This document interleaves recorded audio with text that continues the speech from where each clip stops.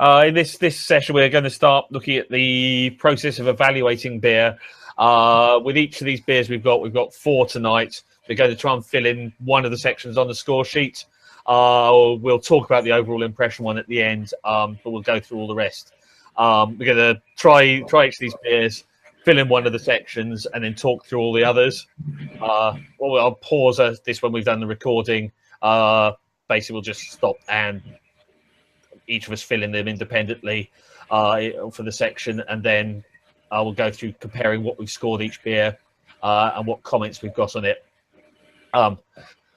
So I'm going to talk a little bit about some of the words we commonly use to describe beer. Not all of them, there's an awful lot of them. And only a few of the off flavours this time. We'll be covering more of those as we go through it, in particular as we go on to having the off flavour session in a couple of months' time. Which we'll discuss online later to get the timings right. So, first things first, the first beer we're on is going to be the Murphy. So if you want to start pouring some of that, that'd be good. But we do need to get to evaluating the aroma quite quickly. Obviously, aroma is detecting airborne molecules given off by the air. Obviously, there's sensors for this in your nose. There are other aroma detectors in the back of your mouth, but these are coming more in flavour. The aroma is the first thing we do while tasting, tasting and then judging beer, because some of the aromas are quite volatile and fade very rapidly after you've poured the beer. In particular, the ones that fade most quickly are things like sulphur. When you're evaluating the aroma of beer, we were trying to take a lot of small, short sniffs. So rather than lots of deep breaths, this gives you, we're taking a moment between each one to register what you're smelling. We're looking to detect quite a lot of different things in the aroma. A lot of them will carry over further into the flavour. So why don't we see what we can detect in this? I'll keep talking about a few words while people just start writing down their notes. Some of the things you could detect are malt aromas, so quite a big one. I'll describe some of those a little bit more in a moment. So let's see what we get to start with.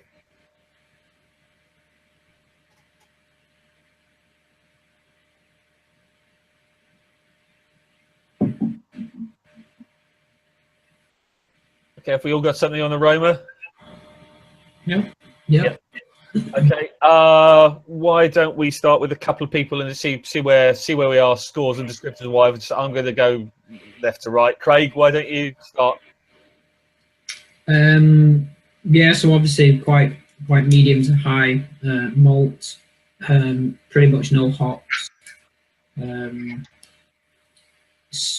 Sort of medium sweetness.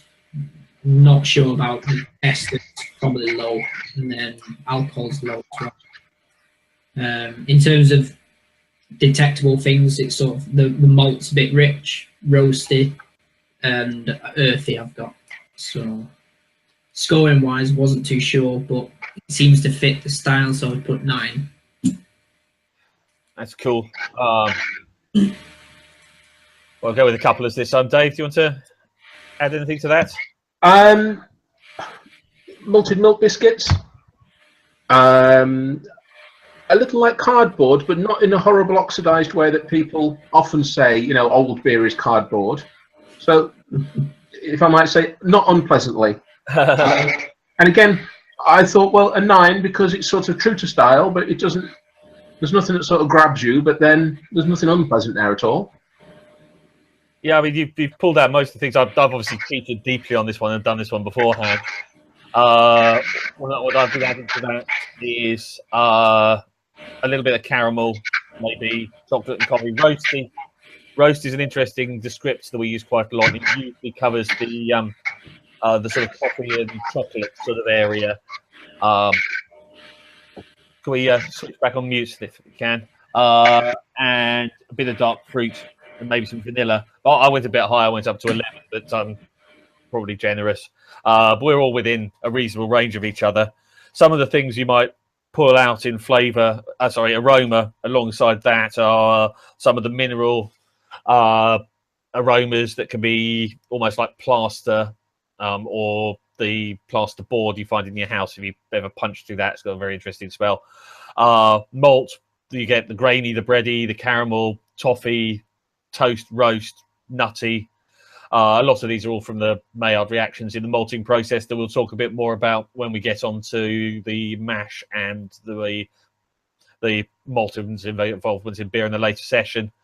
You'll also get hop, obviously, which we won't get in very much of until we get onto the Shakespeare Stout later, where everything it can range all the way from the earthy aromas you get of some English hops or some noble ones through spicy, grassy, citrus, and nowadays you get tropical fruit.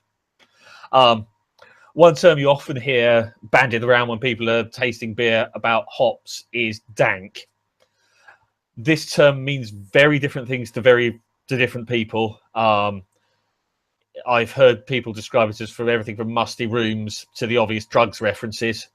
It's a tendency not to use it because people don't actually know what it means. In a feedback sheet, try and actually describe what you're smelling more precisely there. On the side of off flavors, things you can often pick up on the aromas is dimethyl sulfate, which is a sort of cooked vegetable things, often created in the boil. Shows maybe a sign of a covered boil or a short or low vigorousness one. Oxidation, which Dave mentioned lightly, your paper and cardboard, or even into your sherry, which is much more pleasant than paper and cardboard.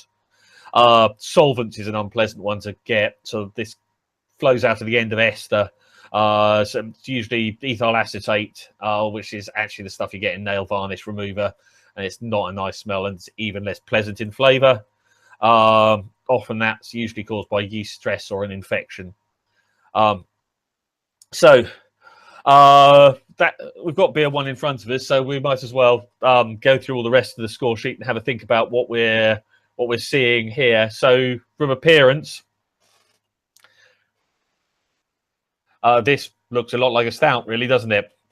I mean, one of the main things to look at in appearance, we'll get onto a second, is the head retention. So we're here just off black. If you hold up the lights, it's got some nice sort of coloured highlights in it.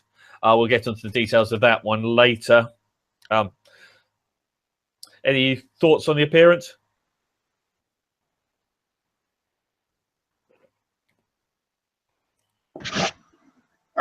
Looks as a stout should be. Almost, exactly. Yeah, almost impenetrable to light, but not quite. It's got a fantastic head, which of course I put down to the nitrogen. Yeah, it looks great. Yeah, I mean, obviously, this would almost certainly score a 3. We'll get more into the appearance in a second. Flavour, any thoughts there? It's not very bitter at all.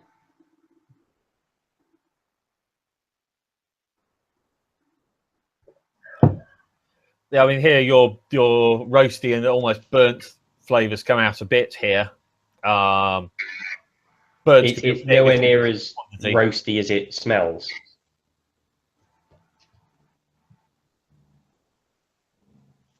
Yeah.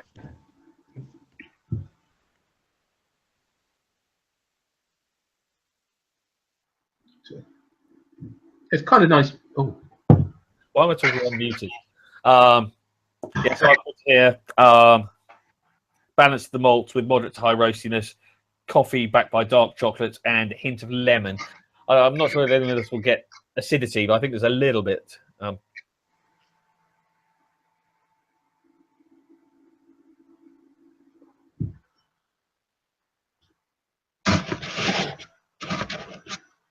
Keeping moving on to mouthfeel.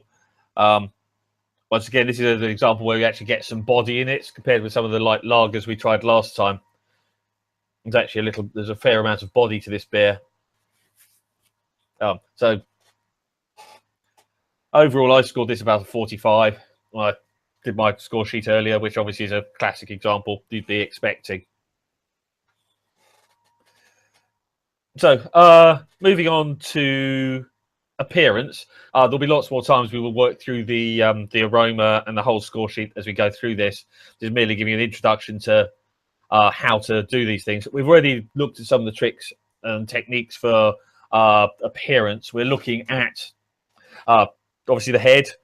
We tend to do appearance both quite early at the beginning of judging a beer to see if there's a head just as we've poured it, but also come back to it later on to see where the head has faded, whether you have any bubbles up the side of the glass, whether there's lacing, which is more like liquid up the side of the glass. We'll hold it up to a light, which obviously picking stout while we're looking at appearance isn't very easy because you can almost not see through it. So you're looking at clarity. If the beer's been badly handled when it's getting to you, you'll be a little bit more generous on clarity because a lot of these beers will have been shaken around a bit. On stout, you usually can't see through it, so that's not that important. We'll be looking at clarity. One of the things you'll get once you pass the exam is a little colour. It says holding them in the right place. Check sheet, which gives you its SRM. There are two sets of colour scales in brewing. There's SRM and EBC.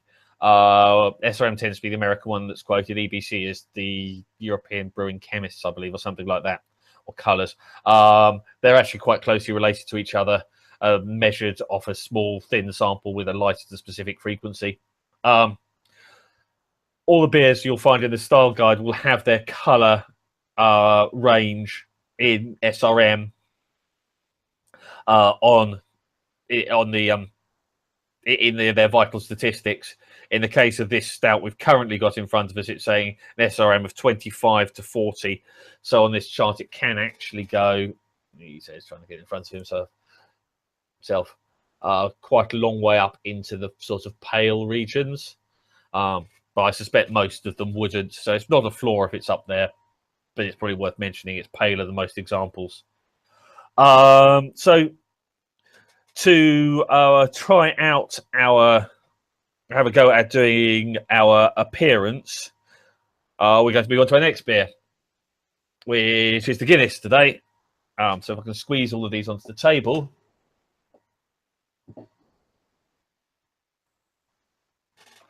Have a go at pouring while I talk a little bit about some other things you might be interested in judging.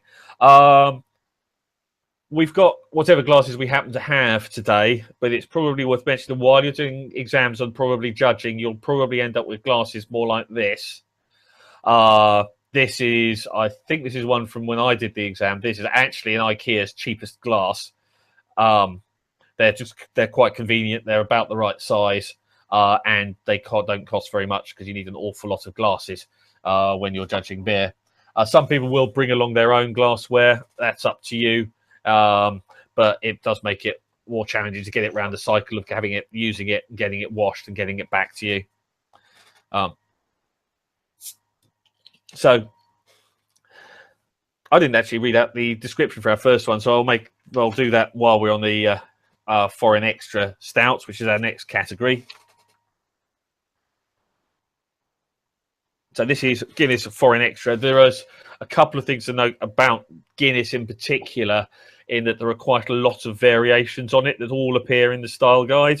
Apparently, the Guinness you get in America, their export Guinness, their equivalent of this, is different, and it's somewhere between this and the earlier Irish Dry Stout.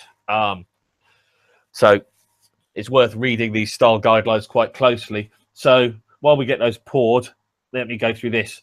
Overall impression: a very dark, moderately strong, fairly dry stout with prominent roast flavours is the overall impression. Aroma: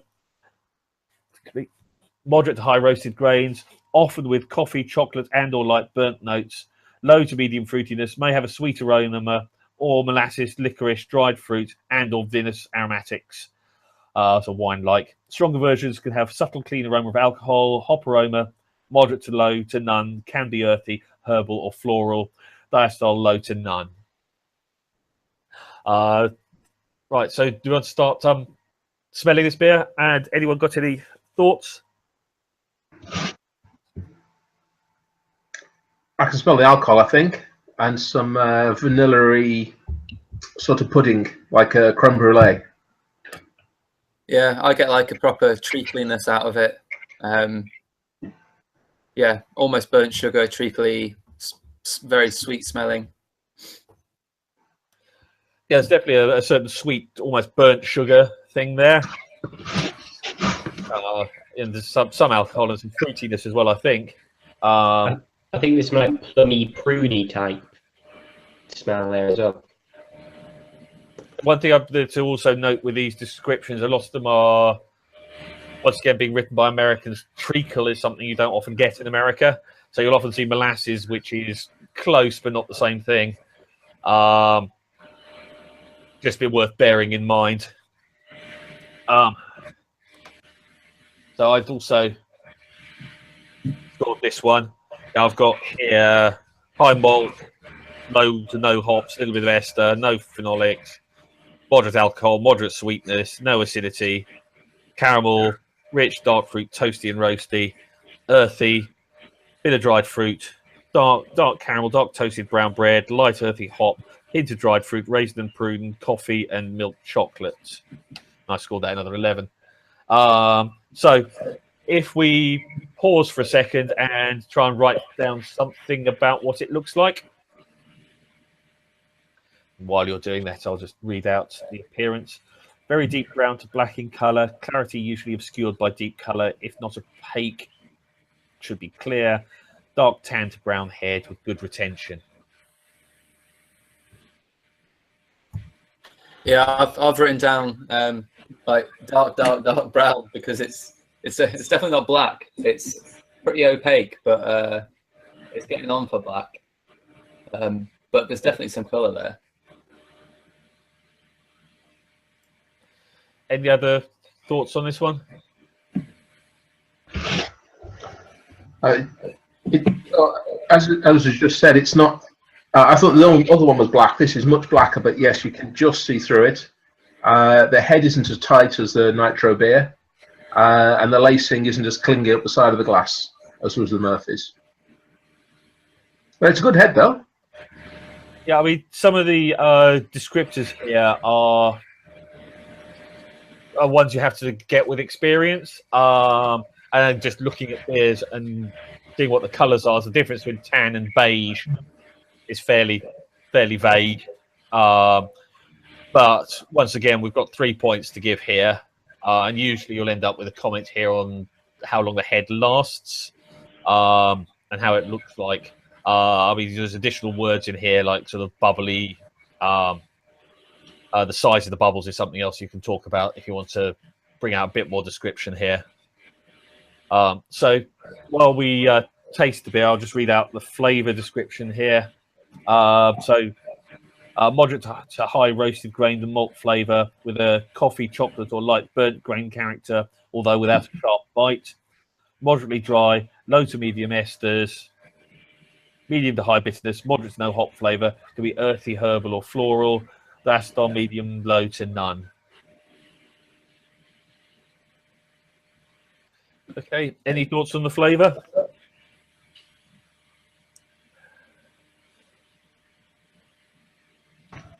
There's definitely some alcohol warmth there. Some sweet licorice. It's not my sort of thing. That's a personal thing, though, obviously. Yeah, and with quite a long-lasting roastiness and burnt coming through. Yeah, one of the things you'll find when tasting beer is quite often you'll be tasting beers that are not necessarily your thing. This is one of the things you just have to work around to hope your next beer is something you really like. My thoughts on the flavour was, medium to high malt, low hops, low to medium esters, no phenols, medium sweetness, low to medium bitterness, low alcohol, no acidity or harshness, with caramel, dark fruit a little bit of toasty, bit of roasty, some earthy hop perhaps, bit of dried fruit, balance to the malt, and dark caramel, edging to burnt sugars, notes of bread crust and toast. Could perhaps do with a touch more roast to get the full end of the description. Sorry, dripping today. Yeah, so I think that describes that section. Moving on to the mouthfeel, unless anyone else has got something to say more on the flavour.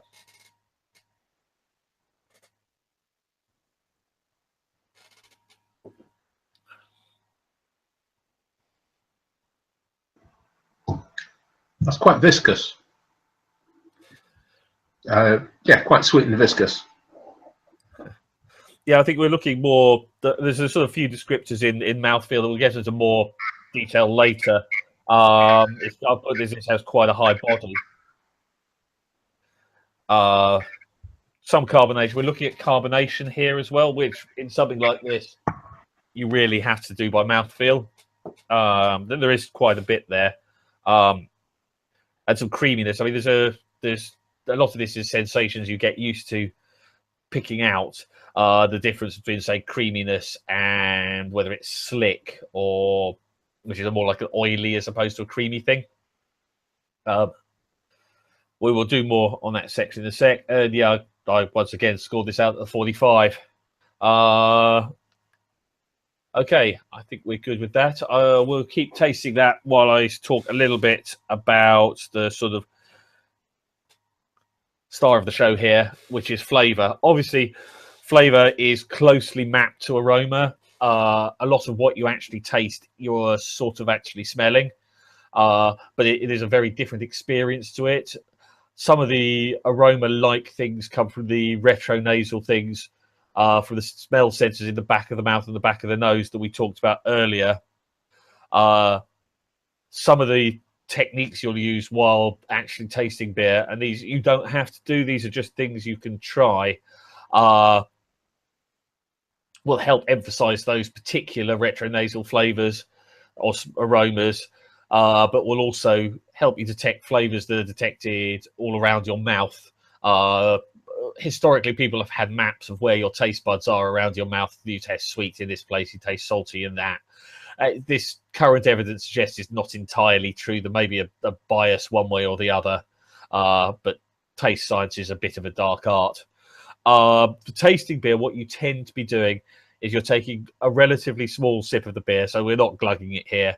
We do have to, well, mostly stay sober till the end of the night. And you're trying to get, first of all, your immediate instant impression of what you're tasting. Tastes and your flavors will change during the time the beer is in your mouth and after it, and what after you've swallowed it for some considerable time. So we're thinking about what we're tasting over the whole drinking experience. So first thing probably to do is to take a sip and to wash it around your mouth a bit, just so it coats the inside of your mouth. This will get you one set of flavors, and hold it in your mouth for a little while, just to let the flavors build. Once again, you can do a variety of these techniques. You can just take a little sip, swallow it quickly, take a sip, hold it in your mouth, wash it around a bit. All of these things are valid things to do, and you should probably do a mix of them while tasting your beer. So you're taking a series of sips and doing different things each time. Another thing to do is one of the things that you'll see wine people do a lot, is to take a sip of the drink and then breathe some air in while it's still in their mouth. Try not to slurp too dramatically. It's a bit horrible. And then you can once again wash it around your mouth and see whether the air reacts with the beer and changes the flavor in any way.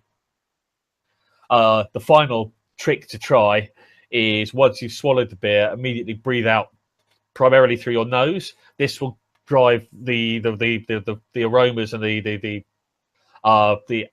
volatile molecules across these retronasal smell sensors, and once again out your nose again to give you another tasting experience.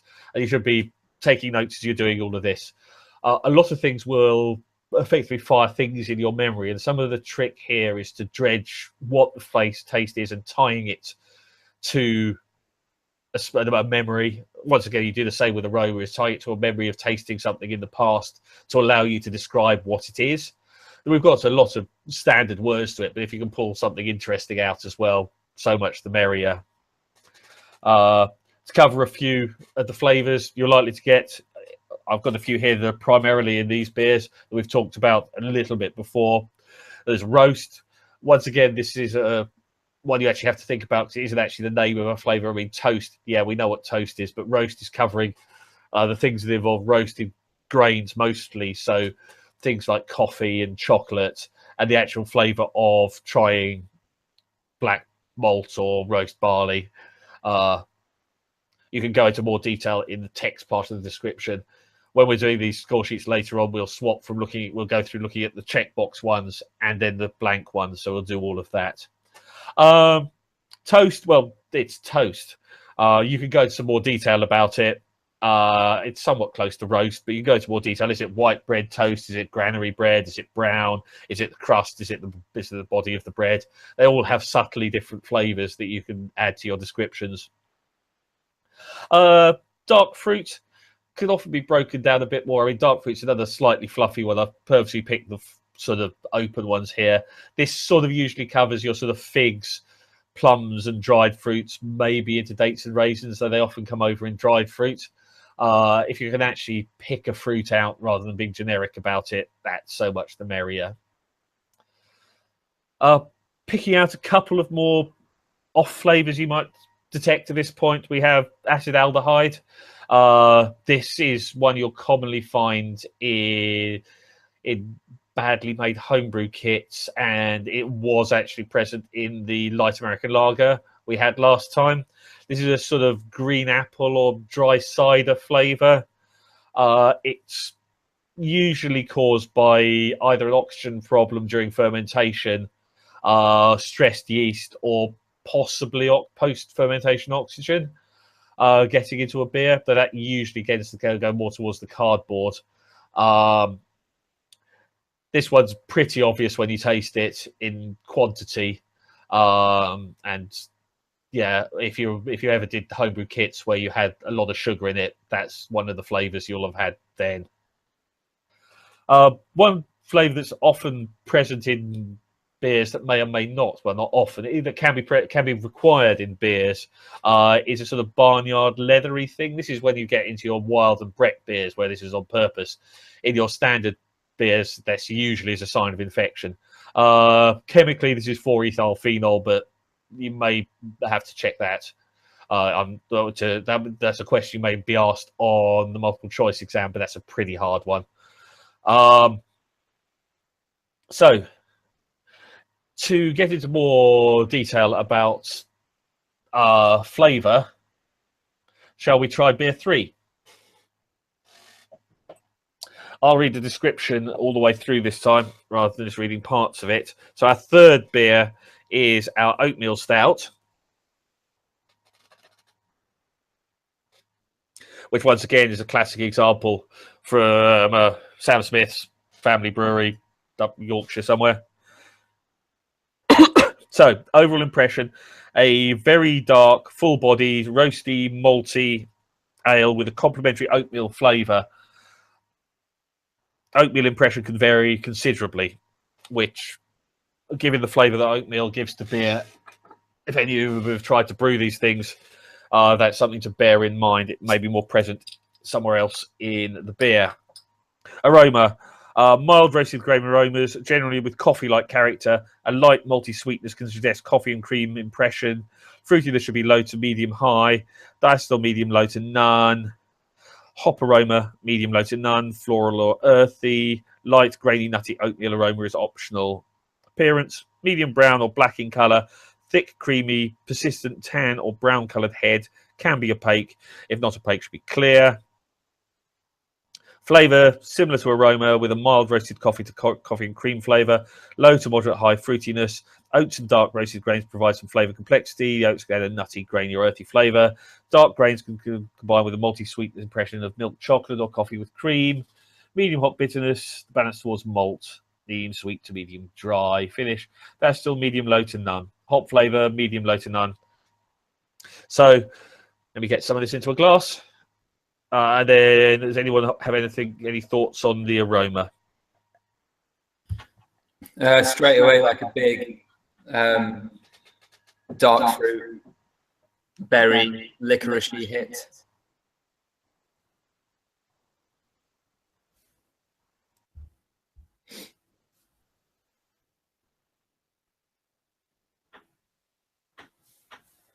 Yeah, you can tell there's a significant difference here from the other two beers. In the level of fruity aroma is significantly higher. And we're looking at the esters for that. I haven't actually done a score sheet on this one. I only had one bottle. Any other thoughts? The intensity of smell is, or aroma, I should say, the intensity is less than in the Guinness. It's still got a stereotypical roast and sort of chocolatey coffee smells, but they're not quite so in your face as the Guinness one.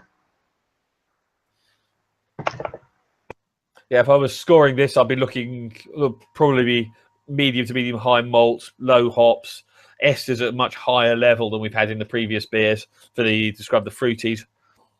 I'm not getting anything significant in the phenolic. Sweetness, I'd probably be marking higher. The fruitiness does push the sweetness a bit. He's describing this as quite a low to medium sweet aroma. Dark fruit, as we've discussed before. There's still a little bit of toasty and roastiness in there. Maybe if you could think an interesting description on this would be like a raisin bread, a toasted raisin bread or something like that. Not much in the way of hops. Perhaps some berries as well. Maybe a bit of blackberry in there.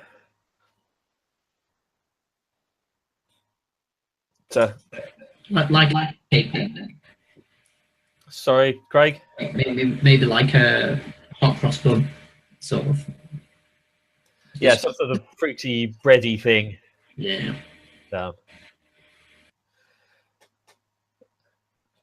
Okay, any more thoughts before we move on to appearance?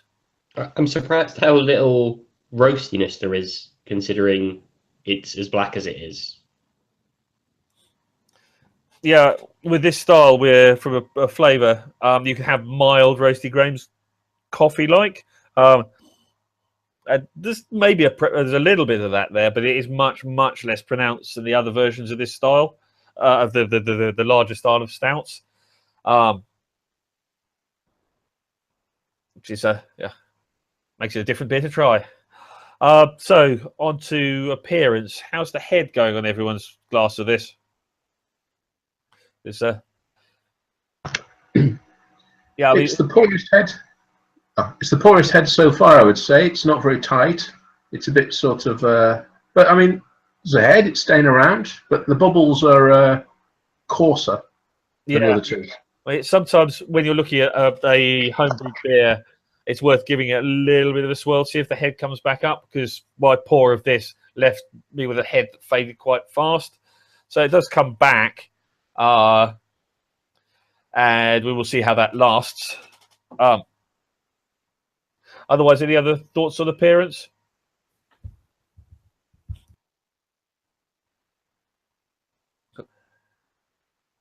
Seem to have lost Craig. Hopefully he'll reappear in a second. Dark, very dark. It's probably the hardest one to get any sort of colour out of, at least in this glass anyway. Yeah, I've got a glass with a point at the bottom, which helps me get some highlights out of it. But once again, if you're tasting with one of these, it's actually quite narrow at the bottom. Yeah, allows you to get some light through the corner of it. Some people do use torches or the light on their phone to try and get some light through that, but often that's just really pushing it further than you need to for what we need in this case. Yeah, my head has faded quite fast, so I'd probably be commenting that it faded relatively fast, but probably not knocking them a point off for it. Once again, brown to black. As clear as we can see, there's no real way of telling. With a low to moderate head, which seems to have faded okay. There's often one thing you're looking at is head texture once again. So we're looking at bubble size. So there's be medium, smallish bubbles, slightly creamy. Okay, so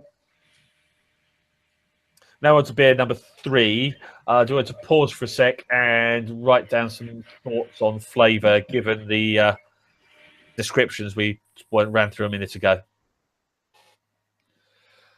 Okay, now we're on the other big one. Shall we get thoughts from, say, Ross first. Yeah, I reckon the first thing was just it seemed really sweet at the beginning. So big burnt sugar, treacly, and had like a real clingy mouthfeel. So it just sort of seemed like it was sticking to my mouth as if it was treacle. And then towards the end, the bitterness really came through, and it had this long lingering bitterness after that. And nutty as well. They've written quite nutty, but that was less obvious after all the fruitiness. Any thoughts on approximately where you'd score it? Oh, hang on. I've got a score sheet in front of me. Out of 20.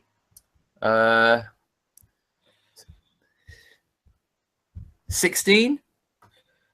Yeah, perfectly reasonable. Yeah. Sam? I give it a 16 as well. And it was kind of medium high malt.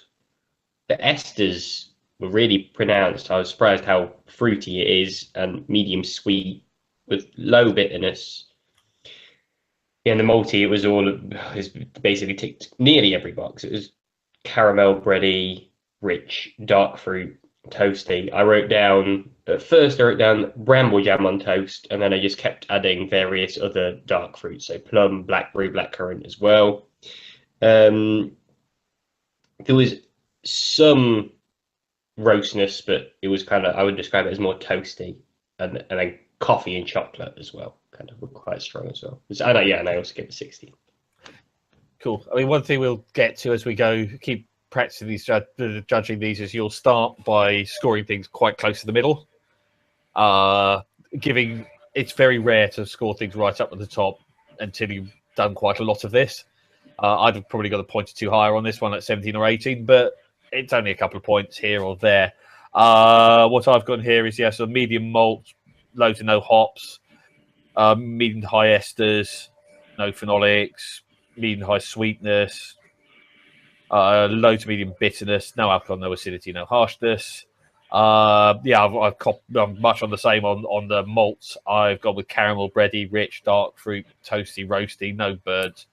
A little bit of earthy hop in there, just a little touch, I thought, in the background. Then sort of berries and dried fruit, I think we've all pulled out. Balanced the malt. I went to the caramel to burnt sugar descriptor, which pretty much matches up with the molasses or word's gone, the other stuff. Black English treacle is the word I'm looking for. Treacle. Yeah.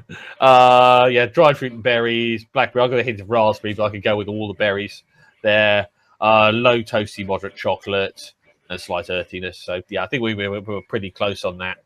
With the combined flavors, it's almost rum-like though, isn't it? Yeah, that's a good, interesting call. I mean, it obviously hasn't got 40% alcohol, but yeah. But like your dark rum with the sort of sweetness and the richness to it. Yeah, whenever I try this one, I always want to drink some more, so I forget about it for 3 or 4 years, and then come back to it and go, oh, that's quite nice. Okay, if we're reasonably happy with that, we'll go on with the mouthfeel.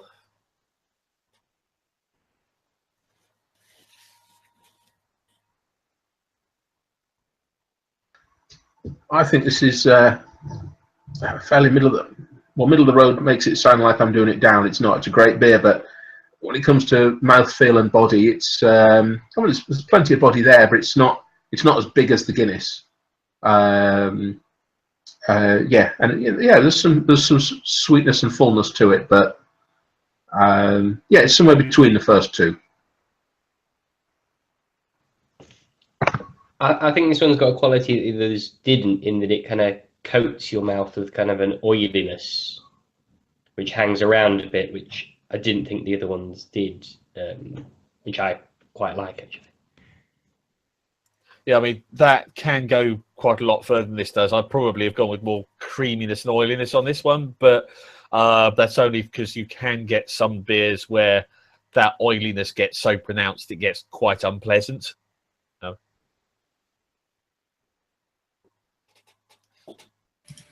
And then the carbonation seems higher on this one as well.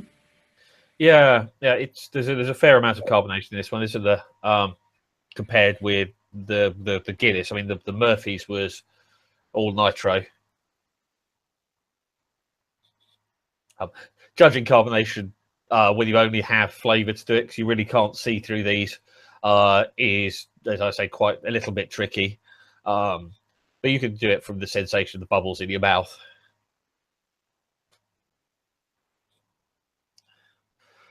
Right.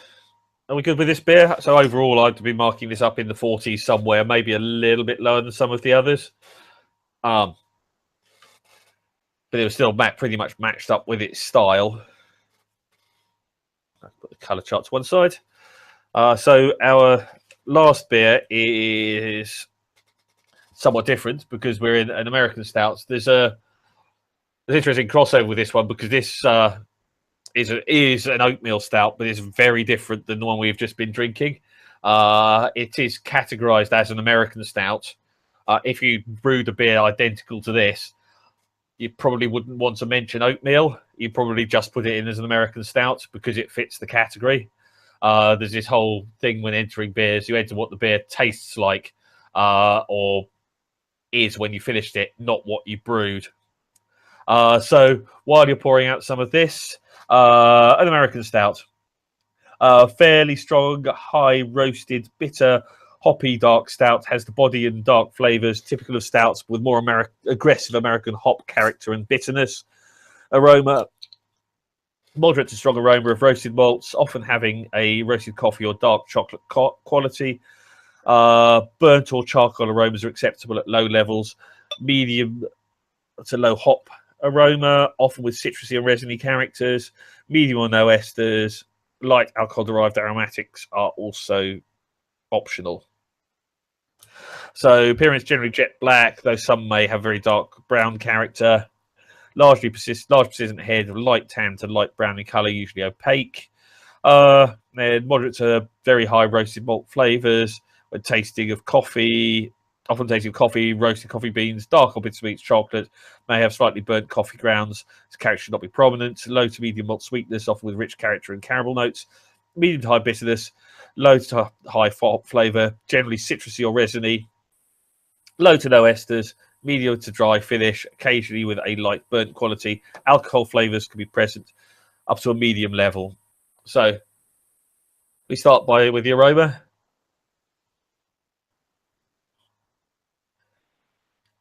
The first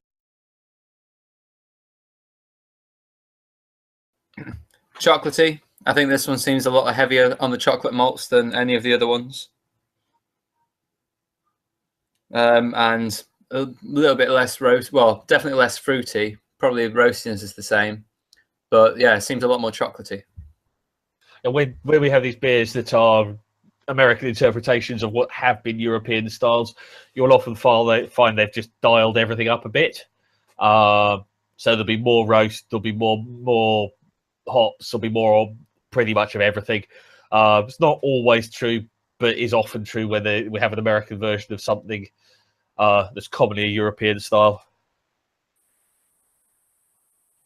I mean, my impressions I'd add here would probably to be pushing up hops. To be starting talking about maybe a little bit of citrus in there, possibly on the orangey side.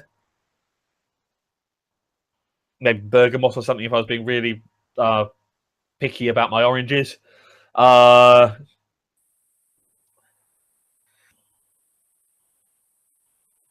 not really. You could maybe a little bit of a piney hop in there as well. We're way back down on the esters from our previous beer, so we're back in roasty, toasty territory with a bit of coffee, a lot of chocolate. I mean, dark chocolate is an obvious descriptor that come out there, and maybe a hint of vinous notes, and maybe a little bit winey and grapey. Any other thoughts? I brewed a disastrous chocolate orange stout a while ago, and it does remind me of that. Now that you sort of like point out the bergamot orange, yeah, I can pick that up now. Yeah, I mean, you need to be looking. The advantage of the checklist, if you've got one in front of you, and you won't have this in front of you in the exam, is that it gives you some hints. This is why we'll use it to start with, just to get used to some of the various descriptors we should be looking for. Also, you will tend to use this when actually judging, because it is quicker, just to tick boxes rather than having to write things, and it's also easier for the person who gets the score sheet back. Because it's much easier to see which boxes you've checked than to decipher mostly my handwriting. So appearance-wise, any thoughts? You can't see anything through this one. It is black and completely opaque. There's not even a hint of light at the bottom. Yeah, we're on the tan, possibly beige head, though as usual, difficulty separating those two. Yeah, it's interesting. We get a little bit of lace, so you can see that the foam stays up there reasonably well. Fairly short lasting. Yeah, so there's not much you can say about clarity on a beer like this, but it's a American stout. It's not that important. Head size. In this case, in my glasses come out small. You tend, when you're looking at things like head size, to also look at your partner's glass while judging, because the order they're poured can have quite some impact on that. So often the first glass poured will have a better head than the second one. Moving on to flavour.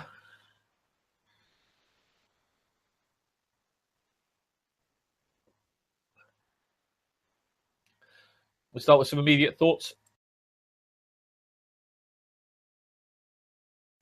You give it a go tasting it as before. Just take a little time on it. I think it's probably a good idea.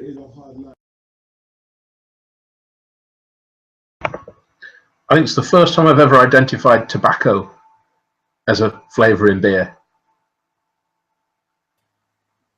Yeah, that's a good call. I like that. More, are you thinking more tobacco as in the leaf? Cigar.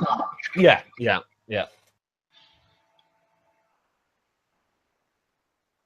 I mean, that's some combination of roasty and herbal, which is quite nice. It's a good descriptor. I like it.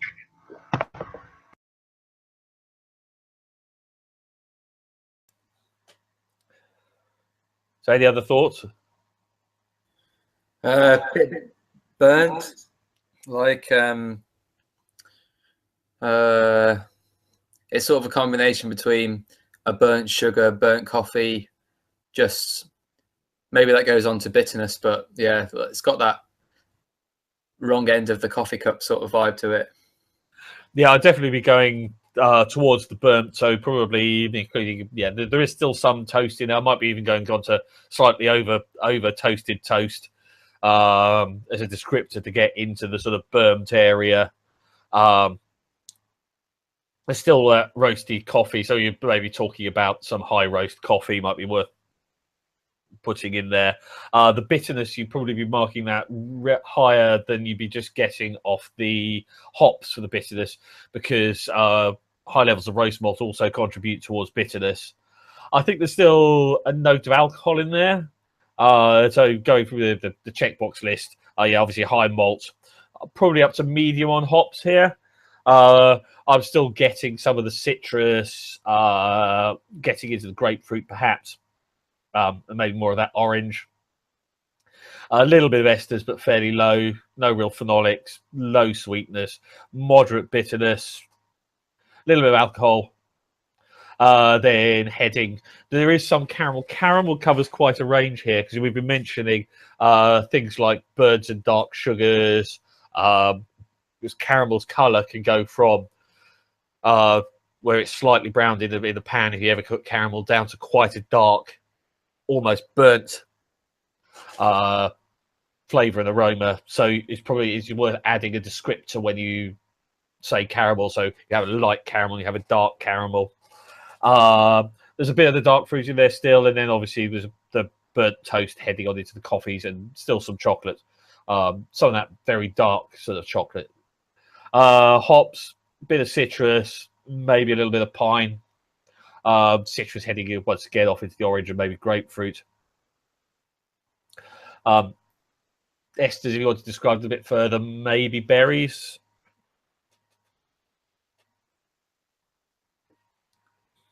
A little bit.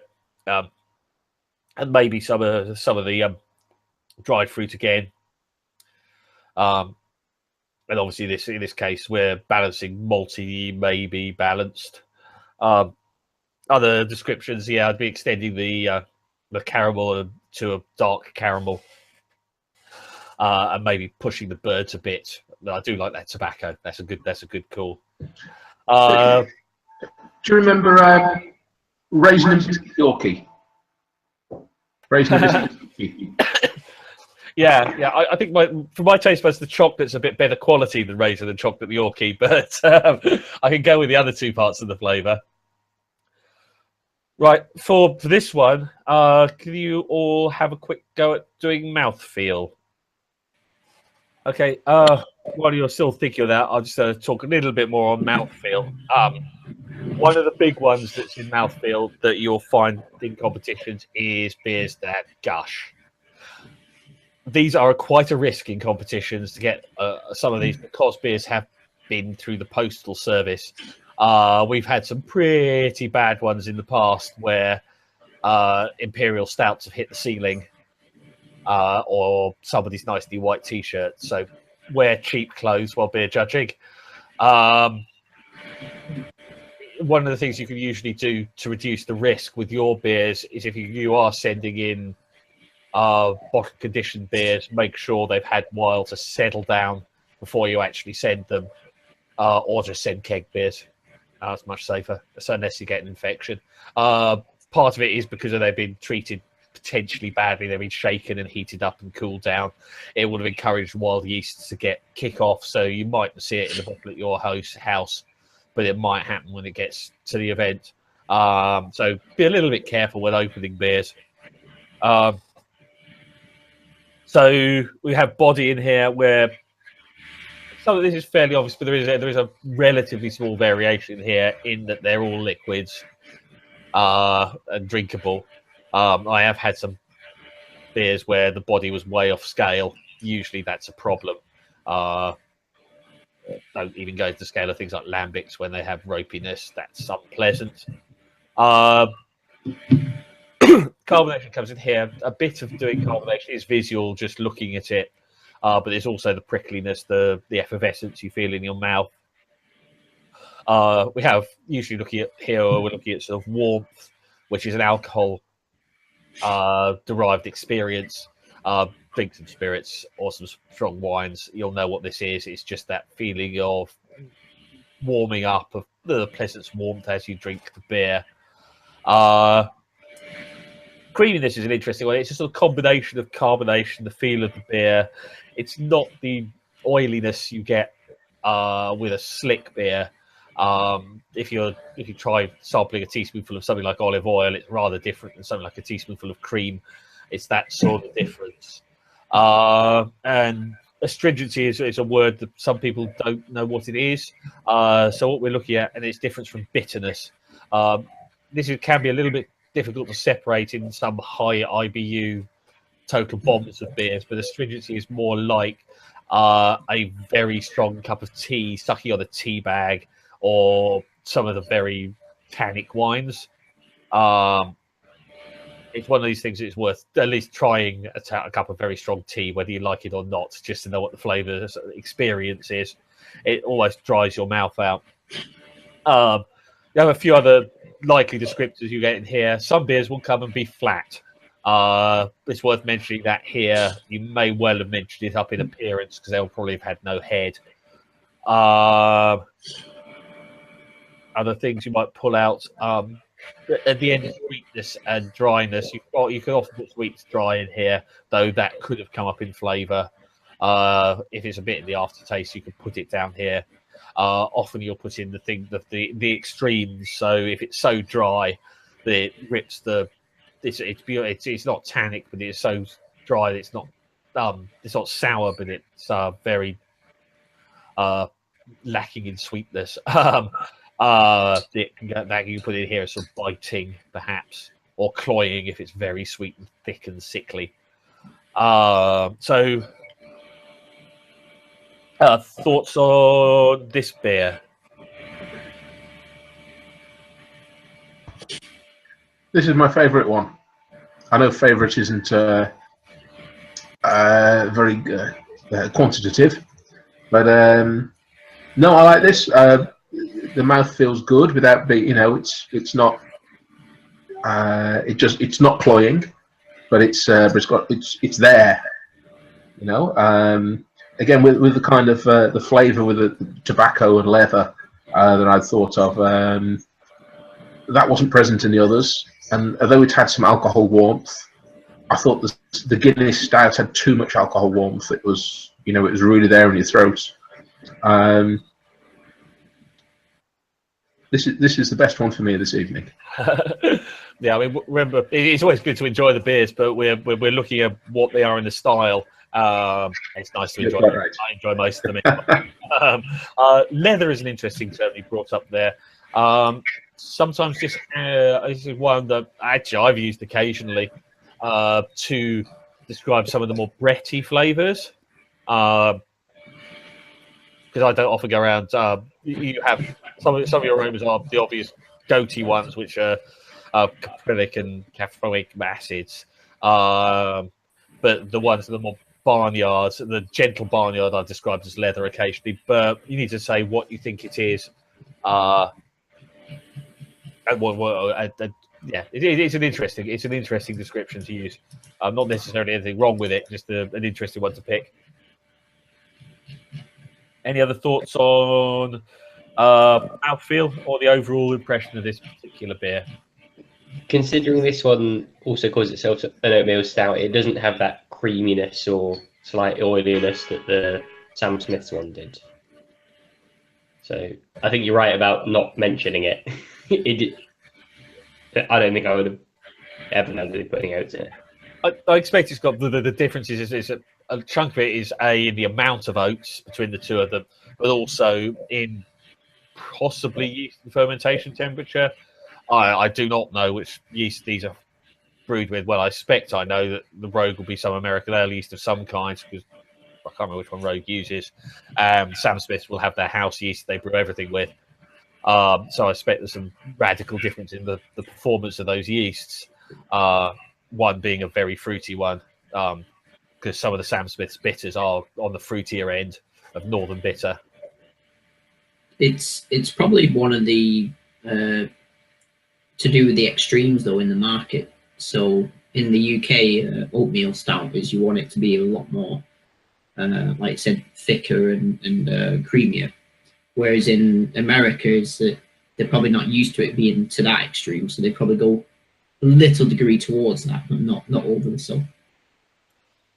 Yeah, the one stout, well, the one obvious big stout we haven't done here tonight is a sweet stout, and that's another flavour experience entirely, pushing the amount of lactose into it.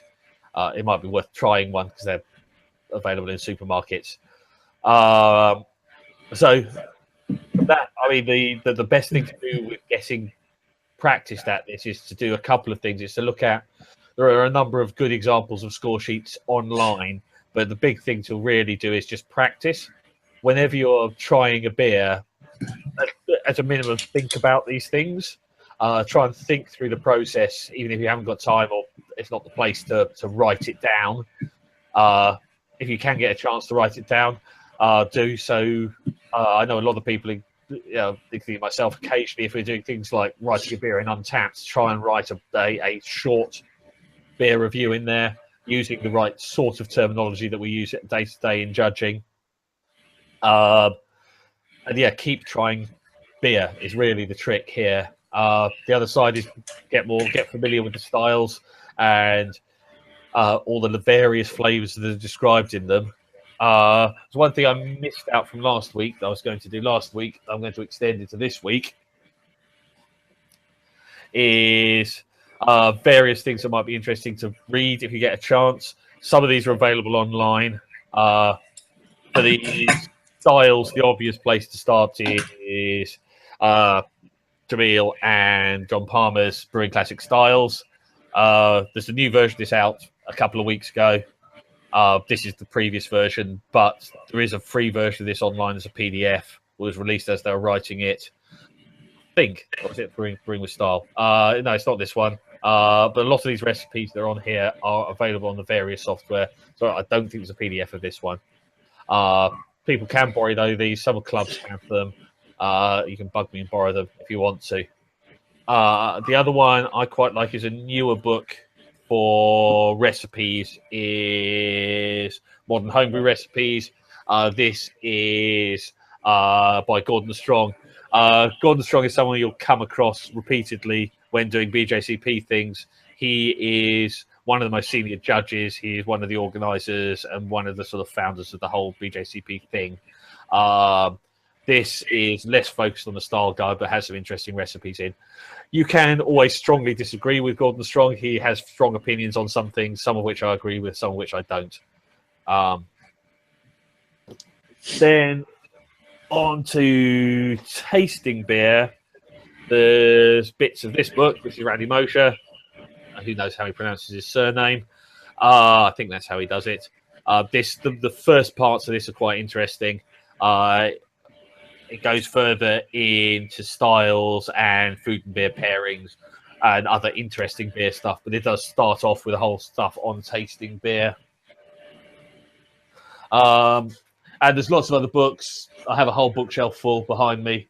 If you're feeling adventurous and have a library, you can demand to send them to you. That's possibly a good way of doing it, because all these books are published in the UK, so should be available. The final thing to mention here that at least Craig should already know is that for our next Manchester Homebrew event, we're doing a dark beers tasting, doing BJCP judging on them. So if anyone fancies coming along and having another practice against actual homebrew, I'll be doing a brief intro to how to do beer judging, and then we'll be trying various stouts and porters depending on what people have on the day. So that's on the 16th, which is in a week and a half. Yeah. So I need to go and rate some more score sheets and things and buy some more propelling pencils. I mentioned this on this thing in the previous one. When you're doing beer judging, you usually use this sort of pencil. A couple of reasons. One, it's a pencil. You can rub it out and change it. But the second one is it's plastic. It doesn't smell or taste of anything much. If you use a wooden one, if you stick it under your nose and things, it can give you woody aromas and painty aromas. It's it's one of the more obscure reasons we do things. Okay. On the score sheets, Rich, because I know online there's 2 BJCP score sheets. One's pretty basic, where really it's down to the judge to write a lot. Yeah. The other one is the one with lots of check boxes. Which one is it that gets used in the test? In the exam, it's the blank one. There are a couple of other subtle differences about it, but that's mostly around you lose all the stuff at the top. The stuff about your name, your BJCP ID, that all changes into something subtly different. But it is a free text one you do when you're doing the exam, and you don't have any books. So to start with, we'll be concentrating on the checkbox one for a little bit, but we need to get used to the completely empty score sheet, where you have to actually remember all these terms and write them down. A chunk of it, of the one thing to practice that I failed to do when doing the exam is writing tidily at speed. I lost quite a moderate amount of marks due to people being unable to read my handwriting. You will have a limited amount of time per beer, and if you look at some of the good examples of score sheets that I may have sent around, otherwise I will link on the forum. You're basically mostly filling up each box with descriptions of the beer. obviously some of the appearance you don't need as much to fill in, say, or overall, but you do need to get used to actually writing this down once we understand all the terms and we've talked them all through and done the off flavors thing. Which is a challenge to software developers. Yeah, I mean, a lot of these forms that you will start seeing ones around in recent exams that have either QR codes or barcodes on them, because one of the challenges when running competitions is getting the score sheets back to the brewers, because they'll have their entry numbers on them. You then have to decode back to the non-anonymized number that you then have to decode back to who the brewer was, and then you have to scan them in and send them to people. So there's a couple of people writing software that you scan them all in, it reads the QR code, which has got your brewer ID in it, and it sorts it all out automatically. I threaten to do it myself, but other people have more time than I do. Cool. I mentioned that the Rogue Stout, Oatmeal Stout, has no oatmeal in the ingredients. That's an interesting call. Yeah. That may be why we just call it an American Stout. But it's strange, it's got oatmeal straight across the front of the label, but not listed on ingredients. Yeah, I'm not sure. Yeah, the ingredients on the importer label doesn't mention any oats. Yeah, importer labels possibly. They could check their website to see what they actually says in it.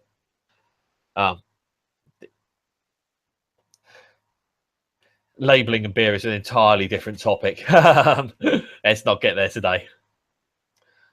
Cool. Any sort of general thoughts of these beers in general? I'm showing some of the variety we get in the stout.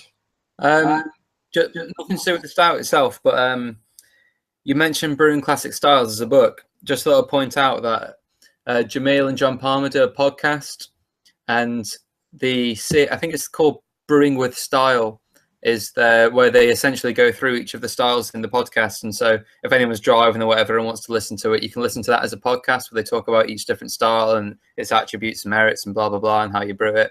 It's pretty good. Yeah, that's a really good call. I mean, when I was coming up to the exam, I went back to the beginning of that podcast and listened all the way through it. It does come with a Jamil Zainashev warning that he is American and a character, as are everyone else on those Brewing Network podcasts. It's probably worth listening to some of those at least. It's worth the older ones are referring to the 2008 style guidelines, but they're still worth listening to. They're still going irregularly. I think is that one got John Palmer on, or is that the other one? Tasty McDowell. Yeah. Yeah, I think it's got some of those American brewing characters on it who are definitely worth listening to. Yeah. Yeah, I think Palmer's still. I think Palmer was involved. I think it was the three of them, like on and off. But yeah, the varying cast usually with Jamil in, who, as I say, it comes with he is an American, a brash American warning. He's often in the UK. At some point, I'm tempted to try to get him to Manchester because he's been to the London Amateur Brewers a couple of times. He's been over to Bristol. I think I walked past him at some UK at a beer festival once before I realised he had his beer there. But there we go. So other resources to look at. Obviously, BJCP style guidelines is something. Just have them on your phone, dip in and out every now and then. Get familiar with at least the basics of most of the styles. There is a set of 20 questions you can try for the multiple choice online exam beforehand. Possibly worth looking at those. Maybe save them closer because I think they're a fixed set of 20. The exam itself is made up of a fixed number, a couple of hundred picked out of a set of several thousand questions. But it gives you some idea of what sort of thing you're likely to be asked. And if you get a chance to come to Manchester or one of the actual competitions, if anyone can get to Bristol, in September for UK NXC, you'll be more than welcome to come down and at least steward or judge, depending on how many people we have. More stewards, the merrier. Gets you a good experience on it.